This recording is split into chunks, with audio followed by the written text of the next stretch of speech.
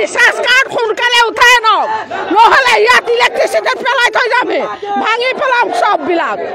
আমি ইমান দুখীয়া মানুহ নোৱাৰোঁ ৰিচাৰ্জ কাৰ্ডৰ মিটিংকে লগাই ল'বলৈ। বন্ধ কৰক, বন্ধ কৰক, সোনকালে বন্ধ কৰক। দুখীয়া টেক্স শুহি নাখাওঁ। বিল ইমান বেছি ৪-৫ হাজাৰ এখন ঘৰৰ পৰা কি বহুৱাইছে। ৪-৫ হাজাৰ ৪ হাজাৰ টকা বিল উঠে জানে। ৰাতি ইমান গৰমততো ফেন লগাবই মানুহে, কেনেকৈ নলগোৱাকৈ থাকিব কওকচোন। বহুত অসুবিধা হৈছে।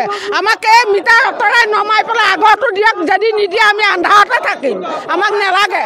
বনাই দিয়ক, গুচাই দিয়ক। আৰু দুখীয়া দৰিদ্ৰ শ্ৰেণীৰ মানুহৰ বহুত কষ্ট হৈছে। সোনকালে আমাক আগৰ মিটাৰটো আনি লগাই দিয়ক আৰু স্মাৰ্ট মিটাৰ আঁতৰাই দিয়ক। বহুত অসুবিধা হৈছে, বহুত বিল উঠে। সেই বিল আমি দিবলৈ সক্ষম হোৱা নাই, আৰু দুখীয়া শ্ৰেণীৰ মানুহেতো আৰু সক্ষম হোৱা নাই। সেইকাৰণে এই মিটাৰ আঁতৰাই পেলাই আগৰ আমাৰ মিটাৰটো লগাই দিয়ক। লাগিলে আমি নিদিয়ে যদি আন্ধাৰতে থাকিম, তথাপিও আমাক স্মাৰ্ট মিটাৰ দিব নালাগে। আমি অসম চৰকাৰৰ যিটো পৰিকল্পনা বৈদ্যুতিক মিটাৰ যিটো চাহ বাগিচা অঞ্চলসমূহত লগাইছে, আমি অতি শীঘ্ৰে বিদ্যুৎ বিভাগক আমি এইটো খতম কৰিবলৈ আমি অসম চাহ জনজাতি ছাত্ৰ সন্থাই কলিয়াবৰ শাখা সমিতি আমি তীব্ৰ প্ৰতিবাদ কৰিছোঁ। কোনো কাৰণতে যাতে চাহ শ্ৰমিক চাহ বাগিচা অঞ্চলত যাতে স্মাৰ্ট মিটাৰ সংযোগ নকৰে, তাৰে আমি আকচাই কলিয়াবৰ শাখাই তীব্ৰ ভাষাৰে গৰিহণা দিছোঁ। আৰু এই চৰকাৰে যেতিয়াৰ পৰা আহিছে এই হিটলাৰী শাসন চলাই আছে। আমাৰ সভাপতি ডাঙৰীয়া ইতিমধ্যে কৈয়ে গ'লে, চাহ শ্ৰমিকক যিটো আশা দিছিলে এই হিমন্ত বিশ্ব শৰ্মা চৰকাৰে ৩৫০ টকা যিটো দৈনিক হাজিৰা, আজি পৰ্যন্ত এই হাজিৰাটো ক'তো পূৰণ নকৰিলে। আৰু লগে লগে স্মাৰ্ট মিটাৰ লগোৱা ষড়যন্ত্ৰ কৰিছে। স্মাৰ্ট মিটাৰ যদি লগাব আছে চৰকাৰী কাৰ্যালয়সমূহত পূৰণ লগাওক, চৰকাৰী কৰ্মসূচী গৃহত লগাও। আগত আমাৰ এই দুখীয়া খাকি টকা শ্ৰমিকসকলৰ ঘৰত যাতে কোনো কাৰণতে যাতে স্মাৰ্ট মিটাৰ নলগায়, আমি আকচাই অসম জনজাতি ছাত্ৰ সন্থা কলিয়াবৰ শাখাই সমিতিয়ে তীব্ৰ প্ৰতিবাদ জনাইছোঁ। অন্যথাই ইয়াতকৈ ভয়াৱহ জংগী আন্দোলন কৰিবলৈ আমাৰ আকচা কলিয়াবৰ শাখা সমিতি বাধ্য থাকিব। আকচা জিন্দাবাদ, জিন্দাবাদ, জিন্দাবাদ। আকচা long live, long live, long live. আকচা জিন্দাবাদ, জিন্দাবাদ, জিন্দাবাদ। আজি অসম চৰকাৰী ছাত্ৰ সন্থা কলিয়াবৰ শাখাৰ উদ্যোগত আমি এই কলিয়াবৰ ইলেক্ট্ৰিচিটি অফিচৰ সন্মুখত সমূহ ৰাইজৰ সহযোগত আজি আমি প্ৰতিবাদী কাৰ্যসূচী কৰিছোঁ। আৰু আমাৰ এটা স্পষ্ট কথা, বিজেপি নেতৃত্বাধীন চৰকাৰখনে বুজি লওক যে অসমৰ জনসাধাৰণে এই স্মাৰ্ট মিটাৰক মানি লোৱা নাই। বিভিন্ন জেগাত বিভিন্ন ঠাইত আজি স্মাৰ্ট মিটাৰ ভাঙি দিছে, আৰু আমি ভাঙি দিয়া আমি পৰিলক্ষিত হৈছোঁ। আৰু আমিও এই কলিয়াবৰ অঞ্চলত আমি স্মাৰ্ট মিটাৰ আমি লগাব নিদিওঁ। আমাৰ অসম চৰকাৰী ছাত্ৰ সন্থাৰ পৰা এটা স্পষ্ট কথা। বিশেষকৈ আমি চাহ বাগিচাৰ কথা এটা উল্লেখ কৰিব বিচাৰোঁ। চাহ বাগিচাত মানুহখিনিয়ে শ্ৰমিকখিনিয়ে গোটেই মাহটোত কাম কৰি পেলাই ৪,০০০ টকা দৰমহা পায়। তাৰে ভিতৰত যদি ২,০০০ টকা, ১৫০০ টকা, ৩,০০০ টকা বিদ্যুৎ বিল দিবলগীয়া হয়, তেন্তে এনে ক্ষেত্ৰত এই টকাৰে বাকীখিনি টকাৰে পৰিয়াল পোহপাল দিয়াটো এটা ডাঙৰ সমস্যা হৈ পৰিছে।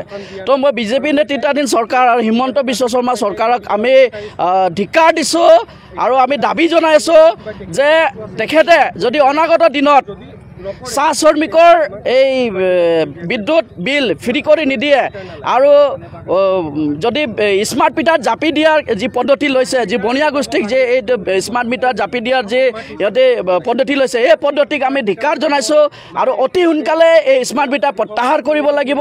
চাহ জনগোষ্ঠী, চাহ শ্ৰমিক ৰাইজক বিলসমূহ ফ্ৰী কৰি দিয়াৰ ব্যৱস্থা কৰিব লাগিব। কাৰণ ইমান ন্যূনতম মজুৰিত, ইমান ন্যূনতম দৰমহাত কেতিয়াও এটা শ্ৰমিকে বিদ্যুৎ বিল পৰিশোধ কৰিব নোৱাৰে। এইটো অসমৰ সৰ্বসাধাৰণ ৰাইজৰ কাৰণে এইটো এটা বৃহৎ সমস্যা হৈ পৰিছে। ৰাইজে ওলাই আহিছে, হিমন্ত বিশ্ব শৰ্মা চৰকাৰে এই স্মাৰ্ট মিটাৰ প্ৰত্যাহাৰ কৰিব লাগে অতি সোনকালে, নহ'লে অনাগত দিনত ইয়াতকৈ ভয়ংকৰ পৰিস্থিতিৰ সন্মুখীন হ'বৰ কাৰণে হিমন্ত চৰকাৰে সাজু থাকিব লাগিব। আমাৰ স্পষ্ট কথা। জয় অসম। আমি এগৰাকী হৈছোঁ গাঁৱলীয়া বিধৱা মহিলা। আমাক শান্তিয়ে থাকিবলৈ চৰকাৰে ভাবিছে ৰাইজক শান্তিয়ে ৰাখিব লাগে। যদি চৰকাৰে আমাক শান্তিয়ে ৰাখিবলৈ বিচাৰিছে, তেতিয়াহ'লে আমাৰ ওচৰত ইমান মতালি খলিয়াব নালাগে। আৰু আমাক আগৰ যি নৰ্মেল মিটাৰ আছে, সেই মিটাৰ আমাক সোনকালে দিয়ক।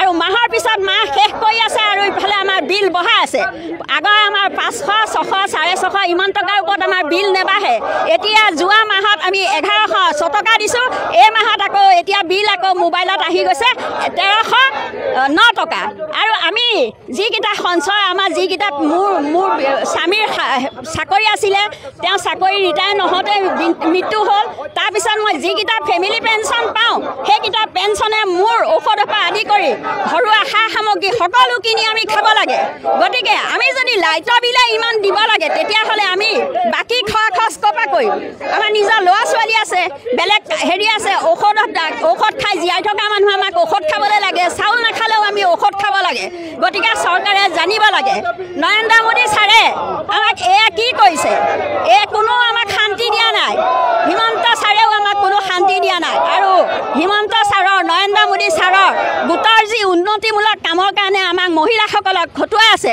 সেই খটুৱাই আমাক প্ৰলোভন দিয়াই ইটো সিটো কৰাই বহুত কষ্ট দি আছে আৰু এই 10,000 টকাৰ লগত আমি কম কষ্ট কৰা নাই মানুহেও সদায় সুধি থাকে 10,000 টকা কেতিয়া হ'ব কিন্তু আমি কি উত্তৰ দিম আৰু হিমন্তই আমাক এই আশ্বাস দি মহিলাসকলক চুচুৱাই ফুৰিছে মতা মানুহক দিব লাগে গছ পুলি ৰুবলৈ দিছে মহিলাসকলক ৰুবলৈ ৰ'দে বতাহে মহিলাসকলে এনেকুৱা কাম কৰিব পাৰে নেকি গতিকে আমি তেওঁক ধিক্কাৰ দিছোঁ আমাক এতিয়া জীয়াই থাকিবলৈ শান্তিয়ে যদি আমি ৰাইজৰ চৰকাৰ জীয়াই থাকিব লাগে আৰু তেওঁলোকক যদি নেক্সট বাৰত আমি ভোট দি জিকাব লাগে তেতিয়াহ'লে আমাৰ শান্তি কামনা কৰক আৰু পুৰণা মিটাৰ বাদ দিয়ক আৰু নতুন স্মাৰ্ট মিটাৰ আমাক সোনকালে এৰুৱাই দি পুৰণা মিটাৰ ছাত্ৰ সন্থা আঠছা কলিয়াবৰ শাখাৰ সমিতিৰ উদ্যোগত কলিয়াবৰ ইলেক্ট্ৰিক সাব ডিভিজনেল অফিসত আমি 1 ঘণ্টা ধাৰণা কাৰ্যসূচী লৈছোঁ যেহেতু অসম চৰকাৰ আৰু বিদ্যুৎ বিভাগে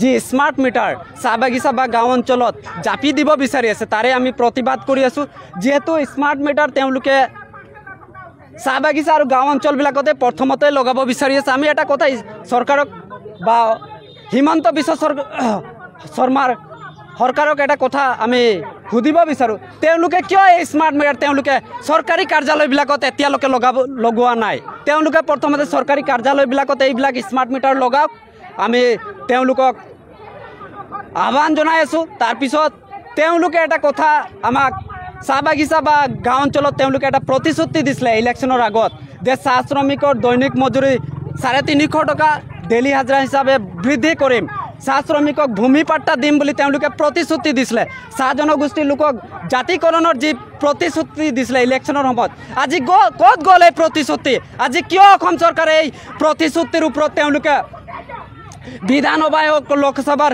পাৰ্লামেণ্টে কিয় কথা উত্থাপন নকৰে তেওঁলোকে যেতিয়ালৈকে চাহ শ্ৰমিকৰ দৰমহা বৃদ্ধি নকৰে ভূমি পাট্টা নিদিয়ে বা জনজাতিকৰণ নকৰে তেতিয়ালৈকে তেওঁলোকে চাহ বাগিচা বা গাঁও অঞ্চলত তেওঁলোকে স্মাৰ্ট মিটাৰ লগাব নোৱাৰে এইটো স্পষ্ট কথা তেওঁলোকে যদি স্মাৰ্ট মিটাৰ যদি চাহ বাগিচা বা গাঁও অঞ্চলত লগাব বিচাৰে তেন্তে আমি তীব্ৰ বিৰোধিতা কৰিম আৰু ইয়াক যদি তেওঁলোকে হিটলাৰগিৰিক যদি বা দাদাগিৰি যদি কৰি বিদ্যুৎ বিভাগৰ লগত তেওঁলোকে যদি চাহ বাগিচা বা গাঁও অঞ্চলত যদি স্মাৰ্ট মিটাৰ লগায় তেন্তে আমি তেওঁলোকক গৰু খেদান দিম বুলি আমি অসম চাহ জনজাতি ছাত্ৰ সন্থাই আপোনালোকৰ মিডিয়াৰ জৰিয়তে অসম চৰকাৰক জনাইছোঁ আৰু তেওঁলোকে অকল ইলেকশ্যনৰ সময়তে চাহ জনগোষ্ঠীৰ লোকসকলক প্ৰতিশ্ৰুতি দিয়ে কিন্তু আজিলৈকে তেওঁলোকে এই প্ৰতিশ্ৰুতি পূৰণ কৰিব পৰা নাই তেওঁলোকে নেক্সট 26 চনৰ ইলেকশ্যনত তেওঁলোকে পুনৰ ভোট বিচাৰিব আহিব আমি তেওঁলোকক বাগিচা অঞ্চল বা গাঁও অঞ্চলত কেতিয়াও সোমাব নিদিওঁ এইটো অসম চাহ জনজাতি আঠছা কলিয়াবৰ শাখা সমিতিৰ এইটো প্ৰতিশ্ৰুতি বা সিদ্ধান্ত অসম চাহ জনজাতি ছাত্ৰ সন্থা জিন্দাবাদ